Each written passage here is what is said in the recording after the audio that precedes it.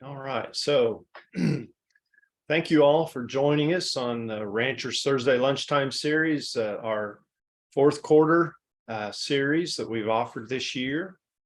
Remember that those are all of the recordings from previous series. I don't remember the exact number now, but I think we're up to 55, maybe getting close to 60 recordings. They're all on our website and they're grouped by series. So if you're looking for a presentation later on from this series on wintering cows with limited forage, you go click on that title and each one of the presentations will be listed there under that title.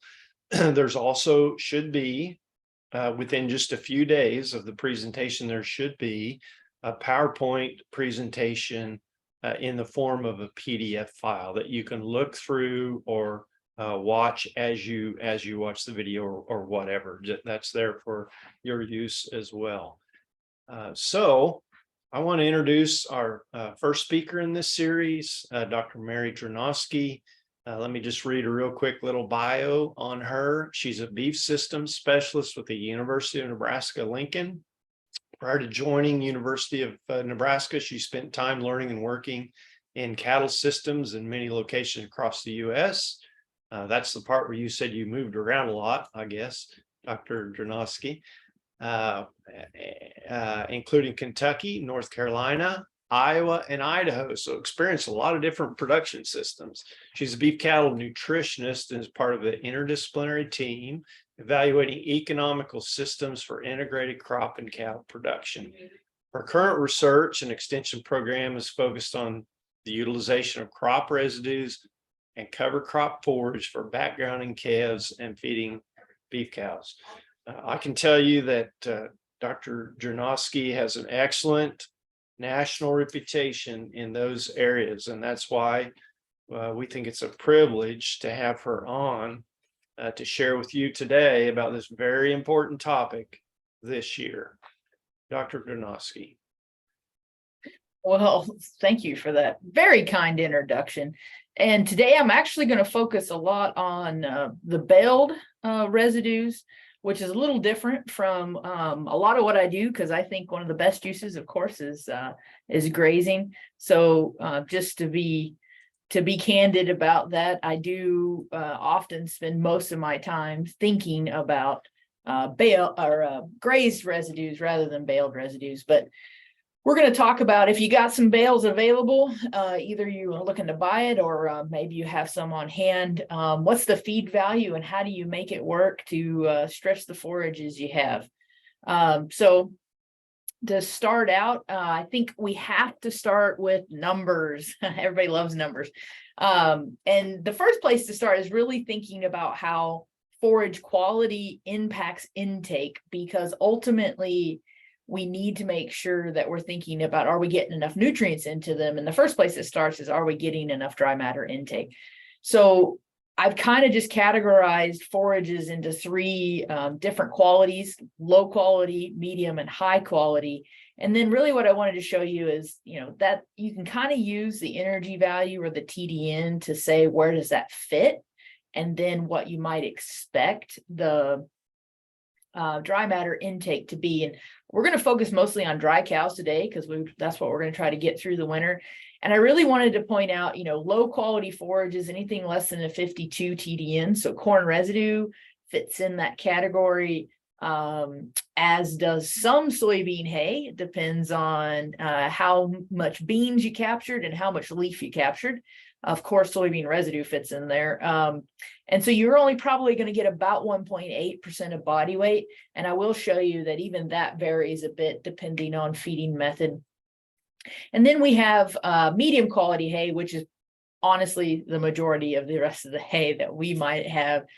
We get into high quality. We're really looking at dairy hay, which most of us don't have. Some of you may, if you are producing some alfalfa, for instance, for the dairies. And this year with the drought, the The positive of maybe the lower production is that it usually is coupled with a little bit higher quality. So hay testing is probably going to be very, very important, because you might realize that we get by with some limit feeding with some of your hays because they are a bit higher quality.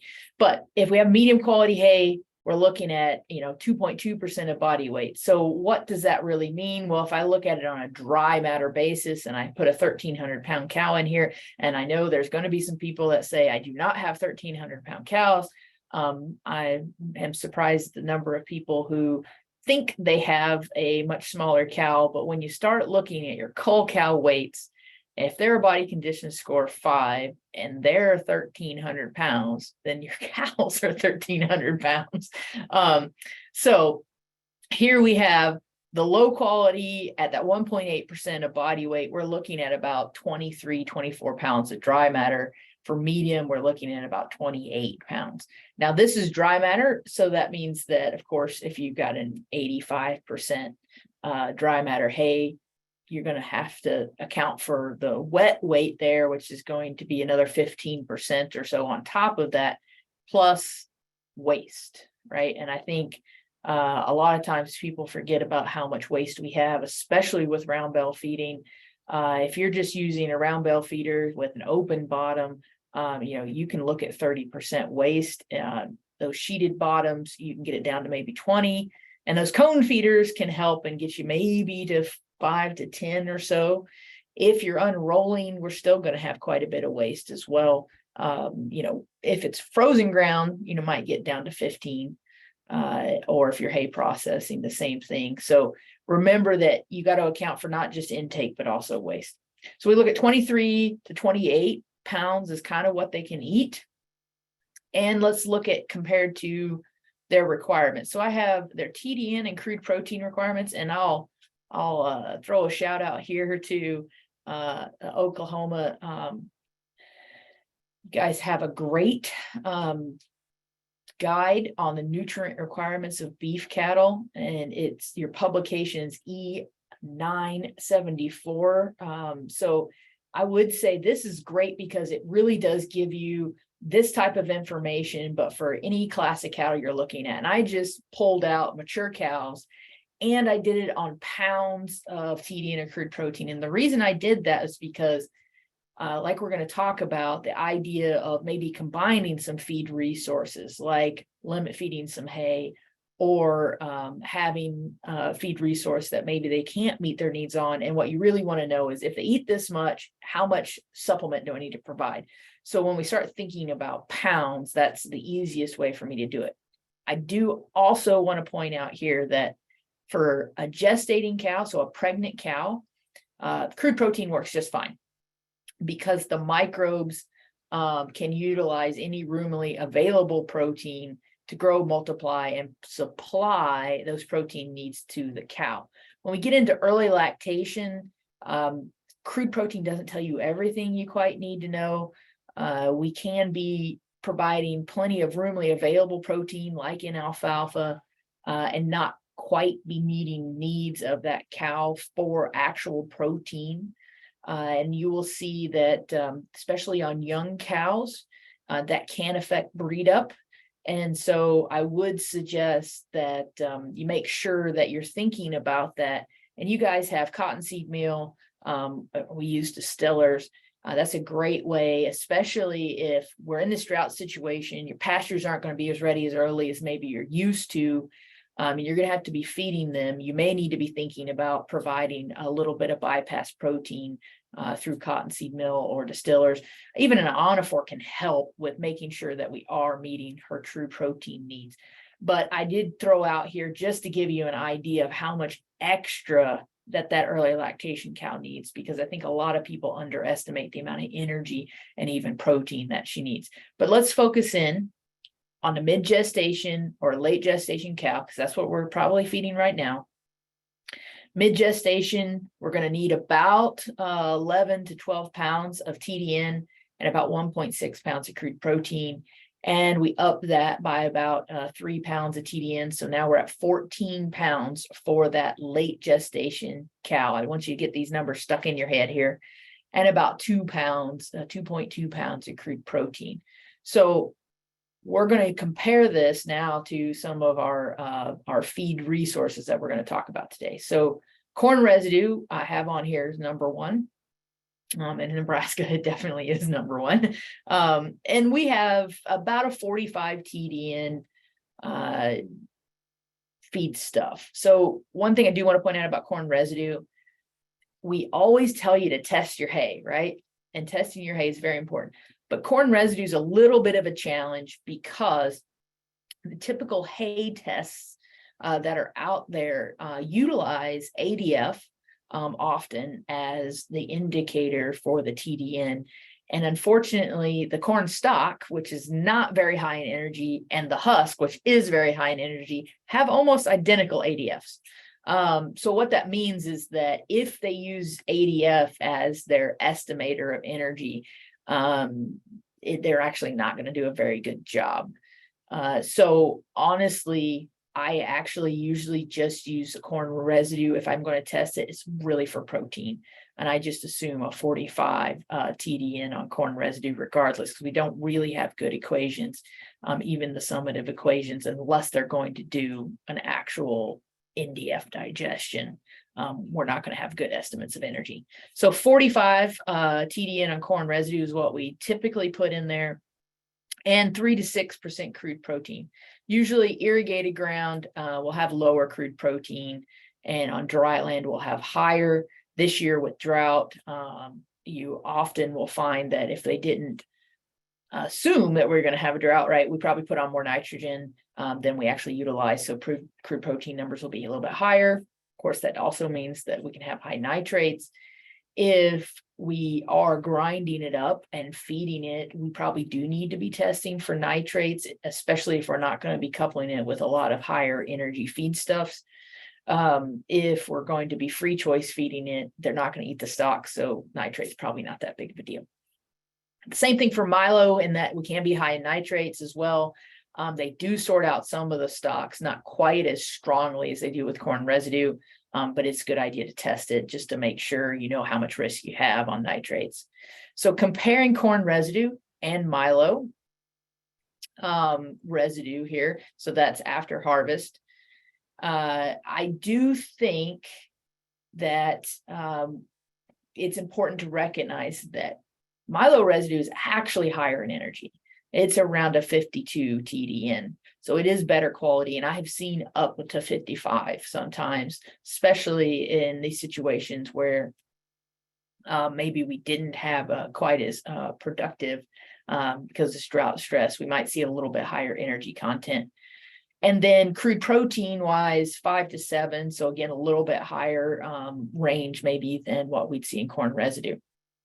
And then I put soybean residue on here mostly because I want to be clear that soybean residue and soybean hay are two different cats, right?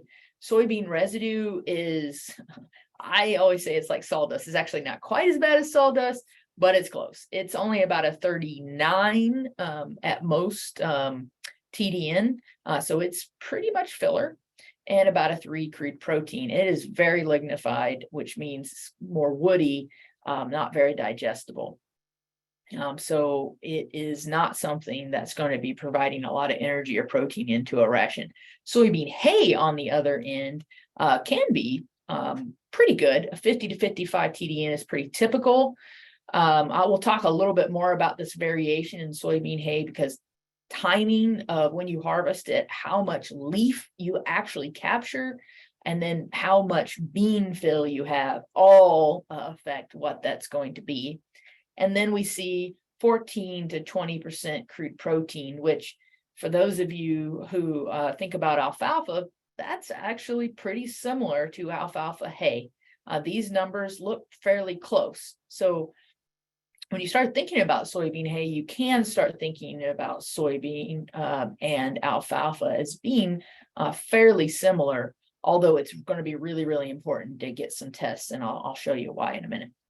Okay, so I showed you the intake information and how it changed based off of quality. And so then I just kind of took our corn residue quality, our Milo residue, and our soybean hay, And I said, if you fed it free choice and we assumed that the only thing that's limiting them is actually the quality, how much could they eat and how close could we get to meeting those cows' needs? So I put down here the cows' needs, which we just talked about. And then up here, I calculated based off of their dry matter intake, what they would be getting in pounds of TDN and pounds of crude protein.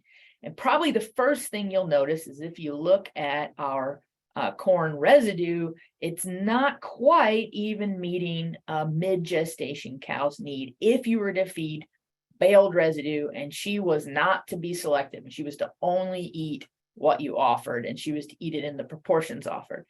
How are you going to get her to do that? Well, like I said, you want to select out stocks. A lot of people, if they have the ability, right, they're going to grind this up and then they're going to mix it with something that makes it a little bit more palatable. And then we are going to be able to use this nutrient content in terms of assuming what it's providing into the ration. But if I was just even grind up corn residue and let them eat, they would select out a lot of stocks and they'll end up selecting a diet that is higher quality. However, intake will actually be less because it takes them time to select. And I'll show you that in a minute, especially if you just offer it a round bale feeder. It's a bit different than if we were to graze it. With the Milo, though, you start seeing that we're in pretty good shape here. We can even meet a late gestation cow's requirements with Milo. And I will tell you again, if you were to offer it in a free choice hay feeder, they will be somewhat selective and they will bring up their nutrient density of the diet just a bit because they will not be eating as much of the stock. And the stock is usually the lower protein stuff and a little bit lower in energy. And then we look at those soybean and really what you say, I took the higher end of it. So best case scenario, right? And what we see here is that I really put it up here as the high end because I really wanted to point out even free choice, when it is its higher end and the quality, it's still not going to be meeting that early lactations cow need for energy. It is going to be providing a lot of protein, not a lot of ruminally undegradable protein, but a lot of protein.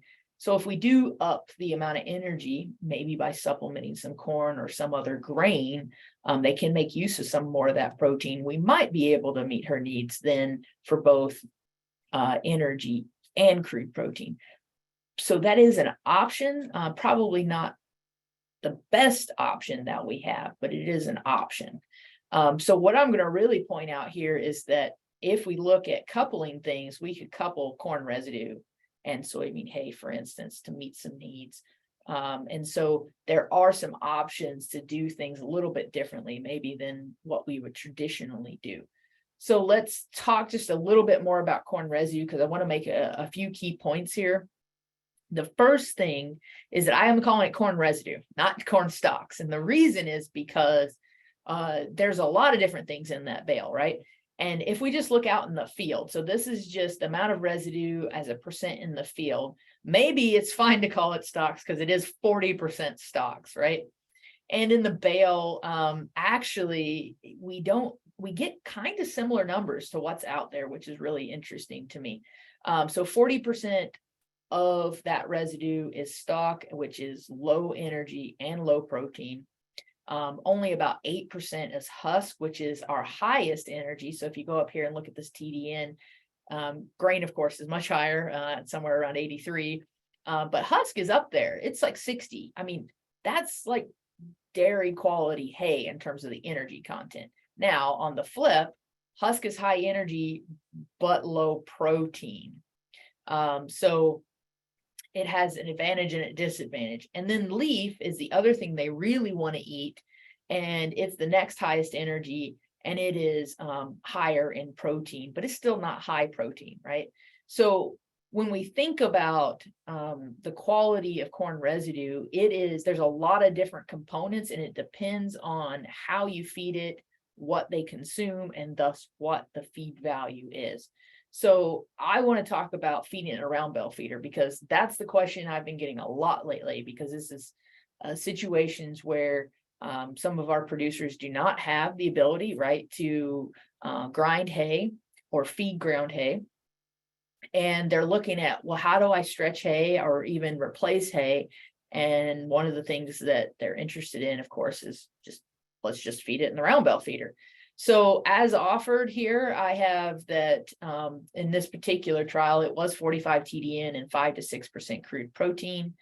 And then what they actually did is what all cows want to do, right? They selected a diet that was higher in energy and actually lower in crude protein. And if you were paying attention earlier, I said that husk was high energy but low protein, and that's what they were doing. They were selecting out husk and leaf, which if you just look at this 55 TDN would look really good relative to what we would think a gestating cow needs, whether in mid or late. The problem is that they spent so much time actually trying to sort out the husk and leaf that their intakes are low.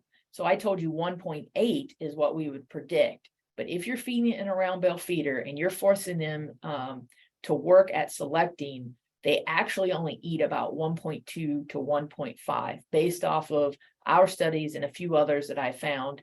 It looks like they really do limit how much they can consume. So we really need to be assuming a limited amount of intake, and that means that we have to calculate that in when we start looking at what is it providing and what else do we need to provide. So we can use it two different ways. We could use it as a hay stretcher, meaning that we feed a limited amount of hay and then allow them to spend the rest of their time working on selecting out what they want of this. By the way, they waste about 40% of the bale. What was the number for stocks? It was actually about 40%. So it's not quite all stocks, but they do pretty much refuse to eat stocks if it is not ground up. And even if it is ground up, of course, they'll try to select out stocks unless you put something that's like cow candy in there, some molasses on it. For us, putting in wet or modified distillers, we still have to get probably about 30% of the ration for it to get it wet enough to make it palatable enough. So we can use it as a hay stretcher when we feed it in a round bale feeder, or we can supplement to make up what we're missing from them just being fed the corn residue in a round bale feeder. Okay, so let's look at what we're actually missing. So I took our mid-pregnancy and our late pregnancy requirements. I took what the corn residue was providing when we fed it in that round bale feeder, and I said, how much do I have to make up? So here we are in mid-pregnancy, we're having to make up about 3.7 pounds of TDN and about 1 pound of crude protein. And in late, it goes up to about 5.2 and 1.4. So that's actually quite substantial, right? It's probably not what you would have had in your head.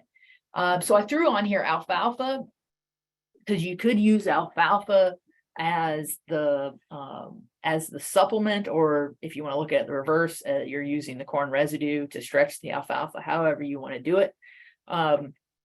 And really what you need for them to eat, if it was a 55 TDN and 15% crude protein alfalfa, I'm going to say it once again, test your hay. We really need to know what it is to figure out how much you actually need to be thinking about feeding.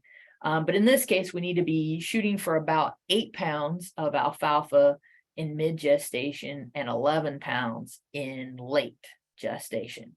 If we were going to feed corn residue in a round bale feeder, free choice. And we're just going to refill it whenever they get down to just stalks, or mostly stalks being left. Or we could do something else like provide a supplement to that corn residue. And here we would be thinking about using mostly distillers. Do want to point out distillers is high protein, which everybody kind of knows, and it's about 30% crude protein, but most people underestimate the energy value. It's about a 104 TDN, much higher than even corn. Corn's like an 83. So just remember, we're talking about something that is very protein and energy dense, and we still have to be feeding about 4 pounds of dry distillers for mid gestation and about 5 for late. And that's, I'm assuming, feeding in the bunk. If you're feeding on the ground, we found numbers of about 40% waste. So it's well worth a bunk, especially with high prices this year, just FYI. Okay, so what about using it as that hay stretcher we were talking about? Well, I have limit feeding alfalfa hay as an example. And we talked about soybean hay actually being fairly similar to alfalfa hay. So you could do something where you unroll or process some soybean hay or alfalfa hay and shooting for, giving them that about 8 or 11 pounds, depending on whether they were in mid gestation or late gestation. And you do need to remember that we got to account for waste. So again, probably looking at 15 to 20% with those feeding methods. If we go to another option, which again, if you do not have the ability to process it, one option, which I understand that you're actually going to have a whole session on how do you stretch or limit feed hay. So I just put a little primer in here for you. Tune into that one to learn a lot more about this, but you could give them limited access to a round bale feeder with alfalfa or soybean hay in it. And one study really found that, in the case that we were shooting for, I told you, maybe 11 pounds in late gestation, limiting them to about 3 hours a day was enough to have them consume that much in this particular situation. And it does look like maybe grass hay and alfalfa hay, in terms of how much intake you get, differs for the amount of time you have access. So again, tune in to one of the later sessions to learn more, but just to get you thinking that you could do that. You could feed free choice, let them have access to your corn residue bale, and then give them a limited time to where they have access to alfalfa or a soybean hay bale and be able to meet that gestating cow's needs. Okay, so what about soybean hay? Is it equal to alfalfa hay? Well, of course, like all great extension answers, it depends. And one of the key things is that you really need to capture the leaf because the stem is low in energy. The other thing to recognize is that that pod, as it fills, is actually going to add a lot of protein and energy. That mature soybean is like somewhere around 40% crude protein and 20% oil. So what we actually see in this case is as that plant matures, while the feed value from the forage perspective, because of the amount of stem, actually declines because that pod is filling, you actually increase somewhat in energy. So it's kind of a little bit of a wash there from that standpoint. What I see is people trying to get on the balance of those two things. The more mature it is, the harder it is to get it to dry, and particularly those pods to dry. And so if you do go late, it's really hard to not have moldy hay, especially moldy pods. So just a word of caution there. But the key thing is to get it tested to know where you stand. And in addition to really knowing, you want to know the energy content. But again, because of the fact that you're going to potentially have some immature or even mature beans in there, and they're going to have a lot of fat, you really need to make sure that you're looking at ether extract as well as your crude protein, and that your TDN estimate is based off of what they call summative equation. Really, the best thing to do is, talk to the lab you're going to send it to and tell them what you're really trying to accomplish. But the summative equation is actually going to account for that fat content. The reason why when we test like normal hay, like a grass hay, we don't really have to worry about it. And we can use ADF as a fairly good predictor of TDN is because, fat's fairly minimal. And the big driver is really the amount of lignin that's in your hay. With soybean hay, things are a little bit different. And so you really want to make sure you're accounting for all the components in that hay. So it's a little bit different of a situation. I just want to make sure that you get a result that's useful. So I do want to point out here, we really do want to pay attention to the ether extract. And the reason is, and you probably know this from whole cottonseed, but we got to limit how much fat that we put in the diet. And in this case, you can range anywhere from about 3%, which is basically what's normally in forage, all the way up to about 12% of dry matter, because those whole pods with matured beans can represent about a third of the whole soybean material, if that makes sense. And if you had that 12% ether extract, we need to limit it down to in the diet to about 4 to 5% of what we call supplemental fat. So in this case, I would really only want to be able to feed about a third of her ration as that soybean hay if it was this 12%. So we do need to make sure that we are looking at that. The more immature it is, the less likely that is to be a potential limiter, just to be clear. The other thing about soybean hay is that, like the Milo and the corn residue, there's a common theme, and the common theme is they don't like the stems. And that's because it is low energy. And if it's not ground, they will select it out. So again, that increases the waste, but it also allows them to actually select a little bit higher quality diet. So just don't expect that they're going to consume it all if you are feeding it in a round bale feeder and not processing it and making those stems smaller. The other thing I have on here is weeds, ? If you do have weeds in your soybean hay, it really is a good idea to also look at the nitrate test, because some of the weeds, like pigweed, are great nitrate accumulators. And especially if you had droughted soybeans, you have an increased risk that the pigweed's also going to be high in nitrates. And you just really want to know where you stand so you can figure out whether or not you can use it, or how much of it you can use and in what proportion of the diet. So I think those are the big points about using soybean hay. Make sure that you really are thinking about getting it tested, because it can vary so much.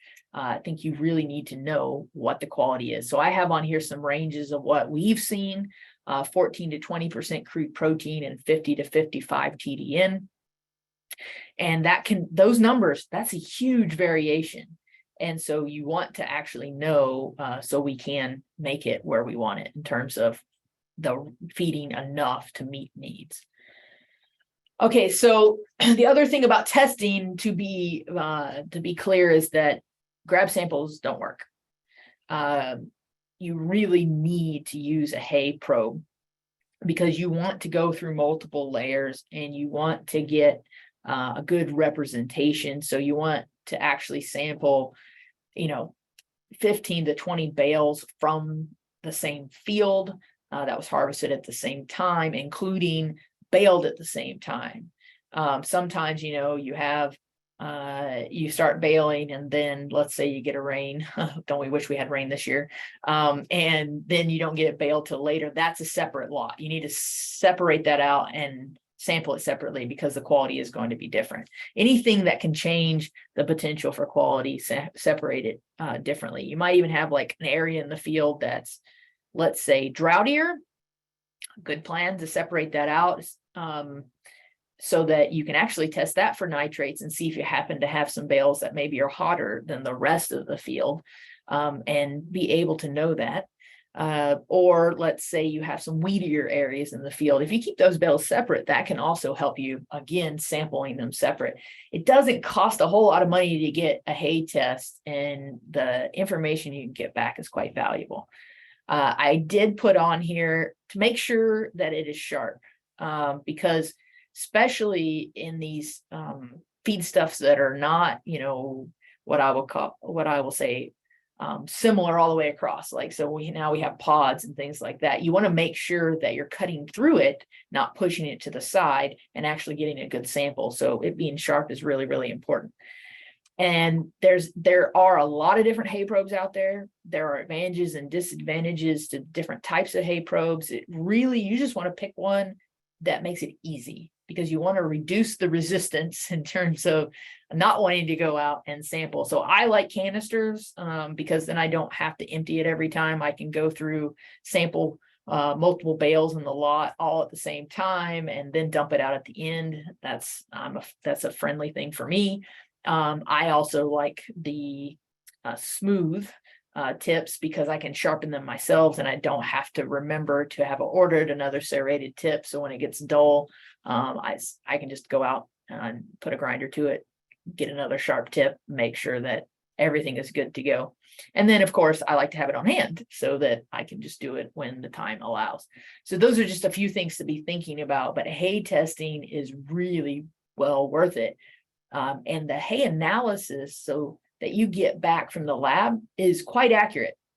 But the first step, and probably the most variable step in the whole process, is actually getting the sample. So if you just go and do a grab sample, you're very unlikely to get a result that actually represents what you have. So it's just FYI. There's my pitch for buying a hay probe. It's only a couple $100 and it's well worth it. Okay, so I also put on here spring calving cows and grazing corn residue, because I didn't want you to think that grazing and feeding a bale and a round bale feeder is the same. It is not the same. Intake is not as limited. It's more like what we would expect given the quality that she's consuming. So she can eat about 2% of body weight out on grazing corn residue. It's easier for her to be selective. And we have found with grazing corn residue, we do not need to supplement a mature cow. Despite the fact that the protein is lower, they get very good at recycling nitrogen. And that's a completely different scenario than if you take a cow and put her out on dormant range. Then we do need to supplement. And I think the difference here is that the intake is not as limited because of the lack of protein, because the quality is higher, because she is selecting a lower fiber diet, because it is that husk that is more of the hemocellulose, or the highly digestible fiber, if that makes sense. So what I have on here is just, we've done some studies when we stock at the recommended rate, which I'll tell you about in just a second. But if we do that and we have a control who we don't supplement, she can maintain body weight just fine out there. We get pregnancy rate that is equal to cows that we supplemented with 2 pounds of distillers, basically. We don't see any difference in preg rates. We don't see any difference in weaning weights. And we also looked at the fetal programming effect. So basically, the heifers that were inside of that cow at the time she was grazing, does it impact those heifers and their ability to breed? And basically, again, we don't really see any differences in their, their pre-weaning performance, their age at puberty, or even their pregnancy rate. So basically, as long as you allow her to be selecting for leaf and husk, she can meet her needs just fine without any supplement other than minerals and vitamins. We do need, we need phosphorus, at least a 4% phosphorus mineral for a 4-ounce intake. And vitamin A would be the other one, especially if you've had, some more brown forage for a longer period because of the drought. Vitamin A is also extremely important. But I did want to show you kind of recommended stocking rates. And basically the way I do this is that the amount of residue is tied to the amount of corn yield. So if I have 100 bushel an acre field, I can graze 1 cow for 1 month, essentially. That's kind of the easy rule of thumb. And so this is just telling you that, if you looked at the corn yield in bushels per acre, how long could you graze, or how many AUMs could you actually harvest off of that field? Now, this is assuming that we don't lose a whole bunch to trampling, which really depends on your winter weather, right? So if you have a warmer but wetter winter, you will lose husk, because they'll trample in husk and leaf, and so you may have to go and remove them from that field earlier. So I usually tell everybody, stock based off of that suggested 1 cow for 1 month for every 100 bushels of corn grain that was out in that field. But go out and walk the field periodically and take a look. When it starts getting harder to find husk, it's time to go. That's probably the easiest way to think about it, because one good rain event can trample in a lot of forage.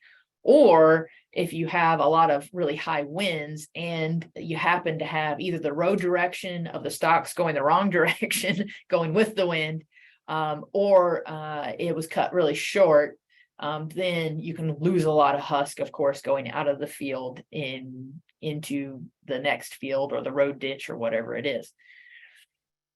Okay, Milo residue, as I said, is higher in quality, can meet our cows' gestating needs. Again, do pay attention to tests for nitrates. If you do allow them to eat out of round bale feeder, do expect increased waste because they're not going to eat as much of the stock. That's okay. They are creating a higher quality diet. The challenge is that you need to account for that when you are pricing these things. Compared to other alternative forage resources, is the amount of waste. So there's a couple of things, as I said, you need to account for, one of which is what's the cost on an energy basis, what's the cost on a protein basis if you're comparing them, and then you need to account for transportation costs, shrink or waste. So if you're looking for help doing that, we do have a feed cost calculator. I just threw in prices that we were seeing for some various things and just saying, okay, how much was it for us? And I just kind of really wanted to point out here that I did corn residue, assuming I was feeding it as baled residue in a round bale feeder with the 45% waste. And I'm still coming up with it being cheaper than the grass hay that we can find right now, which is $160 a ton. So it still may be worth it even with the extra waste, but just make sure that you're accounting for that when you are comparing feed resources. And I'm sure those in extension are more than happy to help go through those numbers with you. You really just need to know what you can get things for and what your transportation costs are. So with that, I will open it up to questions, and we'll see what things I might have missed. Excellent. Good stuff, Dr. Drewnoski. Thank you. Well, we've got a couple of questions here too from Ryan. First of all, he says, do you have any suggestions as to what producers should or can do with all the leftover stalks in the field after the hay is residue is picked through? Yeah, leave it for the soil microbes. Okay, so hold on. If you're talking about grazing, of course, that's the easy thing, right? That's the best thing you can do. Erosion control and feed the microbes. If you're talking about, I have a round bale feeder now, and now I have this stuff, right, that I have to deal with. That's a whole different scenario, and it is kind of a pain, to be honest. What we have, just loaded it up like we would manure into our manure spreaders and thrown it back out on the field. And that works okay. One of the nice things is that over time it does get a little bit more brittle. And so it doesn't seem to clog it up or wrap around our beaters as much as I would have expected. But that's the challenge, because if you just have a round bale feeder and you set it, let's say, in a field, you're going to have to spread that out, because it will be a nice, nasty mat that is going to keep anything from growing there. So it's a great question. Well, that's kind of the second part of his question. He says, do you recommend feeding the residue in the same spot most of the year, unlike hay, where we move it due to the accumulation of stalks? Yeah, so we actually would go through and try to, we would move between like two different places and try to clean out periodically the one location. But again, it was just about trying to manage the amount of stuff they would have to be standing in and being able to get rid of that as we went. So yeah, I think the big thing is that it's not going to deteriorate nearly as quickly, because it is, much more lignified material. And so it's going to be something that I think spreading is going to be well worth your time to be able to get rid of it, or composting it. I guess it could be a really great carbon source for composting. Yeah. Here's another question then related, and maybe for you and for our viewers, feel free to chime in and type in and answer if you'd like. But how do corn residue, sorry for using the stalks term, that's an Oklahoma thing, but No, it's not. They do it here too. corn residue, how do those round bales unroll? Let's say if you've got a bale unroller on the back of your flatbed pickup, do they just fall apart and you get a big blob out there, or do they unroll pretty well? You know what? That's an interesting question, because I've done a little bit and it seems like it varies. It's much more likely to be a big blob than it is to roll out nicely. Okay. And maybe part of the reason why I think it varies is if it depends on who is baling and how they are collecting the residue. So we have some producers who literally just turn off the combine spreader and then they bale the tailings, and that has a lot less stock in it. And it unrolls actually a little bit better, and it is a little bit higher quality in terms of what is out there. You have some who rake everything up and it looks like corn silage field when they're done. And that does not unroll as well. And then you have kind of everything in between, right? Some people don't set the rake down quite as hard, and so they do rake, but it's somewhere in between. So the answer is, as always, it depends. Okay. But it's not one of Variable. those things that's really easy. I think hay processor is probably better than trying to think about unrolling it and using one of those hay unrollers. But somebody could try it and tell us what they think, because it's not something we've done a lot of. Well, if anybody listening has an idea there, why, please speak up. So you mentioned the term TDN several times, Dr. Drewnoski. Would you just define that for us right quick? Yeah, so TDN is total digestible nutrients, which basically is what I tell everybody is it's a way to think about the amount of energy that's in there. So if we think about the energy needs of the cow, we usually talk about it as TDN, and then we talk about the protein content or protein needs of the cow, we talk about it as crude protein. Those are both very crude, but they get us in the ballpark, if that makes sense. Sure. Okay, next question. What range of ash content do you see in your corn residue bales? Have you looked at how that varies depending on how the corn residue is baled?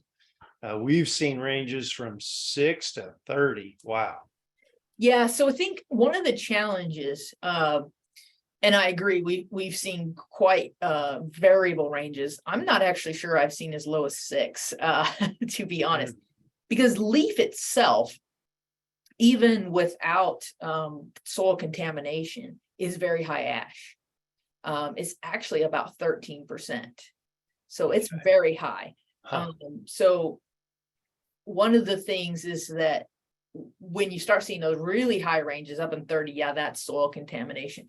But corn residue itself is fairly high in mineral content relative to what we would think of as hay.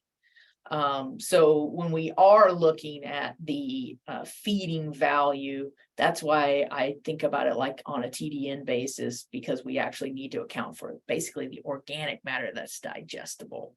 And it is a lot higher ash. And you're right. Some people, if they put that rake down, they can put a lot of soil into it. And so you'll also see kind of high iron, but it's not very available iron. So I don't really worry too much about it. I would say the bigger outfits who bale, they tend to get very good at not getting as much dirt in because it's really rough on their equipment. Yeah. So it's really interesting. You'll see a lot of variation, and a lot of it has to do with how much experience do they have. We saw a lot of basically failed soybean crop baled this year, and you could see that you were approaching one of those fields from miles away. because of the dust cloud. I'm Yes. afraid a lot of that late baled soybean stubble, fail crop or whatever is going to be really high in ash content. Yeah, that would be my guess too. And that also can affect a bit of the palatability, the amount of Sure. contamination. Absolutely. There's another question. In general, it says, do you get good benefits from corn stalk bales? And maybe the indication there is from the residue. And you kind of touched on that a little bit, but do you get good benefits from corn stalk bales? Yeah, I don't know what the benefit relative to. Yeah. So I would guess, Dr. Drewnoski, maybe maybe they just left out the term residue. That's or the waste. That's the way I read it. I may be wrong. So whoever typed that, feel free to clarify if you'd like. yeah, I mean, if I were to select what I would do, it's always to graze. As I said, that's my bias. But mostly because I like to leave the stuff out there and not have to haul things around, including hauling back stalks. For those who are like grinding bales, which we do a lot of, grinding bales and then mixing it with stuff like distillers, then you're actually taking advantage of that, of all of that biomass. And that's fine as long as you have a very high yielding field and you only do it periodically, because that's the other thing we have to always be thinking about. This year, I'm not sure I've seen a field that wasn't baled or being grazed. Kind of joking a little bit, but a lot of bales are being made because we're looking at, I mean, $90 a ton for corn residue, because we are so short. So in that case, I mean, I can't fault somebody for looking to make that money off of that. And I think that's one of those things that you always have to recognize, is there's always trade-offs, right? In this case, if you're doing that in that field once every 3 or 4 years, that's probably just fine. If it's not set up for grazing, or you don't want to graze, okay, right? And it allows corn on corn. Good stuff. So a couple of other things I just want to point out. We have a laboratory here at Oklahoma State that's currently doing forage analysis for $2. But if you fall in this category of needing to feed or even routinely feeding some of these crop residues, just be aware of Dr. Drewnoski's suggestion to use the summative equation, in particular for the soybeans, because of the potential of some of those actual beans in that hay crop and the fat content. But we also suggest that people with a lot of the stock material, where there's going to be quite a bit of sorting, to use that summative equation. I typed in and Dr. Drewnoski had the forage testing link in her slide. I typed it in the chat there for you to utilize. I don't know how many labs are listed there that have passed their certification procedure, but there's a lot of them. In fact, our own lab here at Oklahoma State is listed as a certified laboratory there. But there's contact information on that list, and you can call that lab and you can simply ask that question or go to their website, and you can probably address that question and make sure you're getting the right test to benefit you the most. Yeah, one more thing on that, just to be clear. So there's 2 types of analysis you can get. You can get wet chemistry or NIR. And typically when you get wet chemistry and you're looking at the cheaper options, it's going to be, they're going to do an ADF and they're going to do a crude protein for you. And that's what you can't really make use of with the soybean hay. But to use NIR, they have to have an equation developed for that hay type. And with soybean hay, they may or may not. So that's a question you need to ask them before you select them to use NIR. And if they don't, then when you actually do select a wet chemistry package, then you want to make sure that you actually are asking for the full package. It's going to be more expensive, but remember, like that amount of money, I mean, it might be $50 or $60, but that amount of money is going to be paid back in spades when you realize that you're actually either going to meet cow needs because you're going to realize you need to feed more, or maybe you're going to save some money because you actually don't have to feed as much of it as you think. Yeah. So don't look at that $30 to $40 difference in price and skimp out. Make sure the numbers that you get back are going to actually be useful. Good advice. All right, well, we're going to wrap it up here. I want to thank you all again for joining us here today. Invite you to join us next time. We're going to skip Thanksgiving Thursday, of course, and we're going to have our next session on December 1st. Some of our area livestock specialists and some of our experienced county educators have been engaged in some of this limit feeding over the last few years. And so we're going to learn from their experience, and they're going to team up with some of the producers they have that are currently using these techniques and technologies. So hope you'll join us for that. I think it'll be a fun session.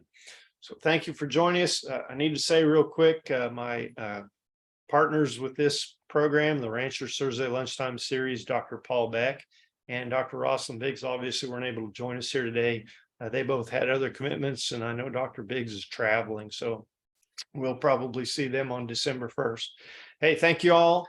Hope you get a nice rain between now and then, and look forward to seeing you on December 1st.